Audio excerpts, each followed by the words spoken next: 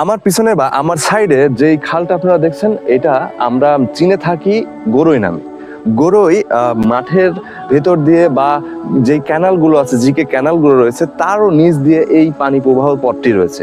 ভেড়ামারা এবং মিরপুর এবং তার সাথে সাথে কুষ্টিয়াতে পানিপথে 70-60 দশকের ব্রিটিশ আমল থেকে চলাচলের রাস্তা ছিল এটা, যেদিক দিয়ে লঞ্চ, স্টিমার বা মালবাহী নৌকা যাতায়াত করতো, এখানে লোড আনলোড করতো এবং কুষ্টিয়া পর্যন্ত পদ্মা গড়ে যে কুষ্টিয়াতে মাল আনলোড হতো।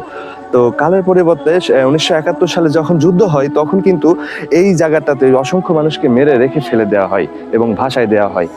এরকম তথ্য মিরপুরের মানুষ অনেকেই হয়তো বা আমরা জানি না, গরুই দেখি এই সম্পর্কে জানি না। তো আমার ভিডিওর মাধ্যমে সেটা আমি তুলে ধরলাম।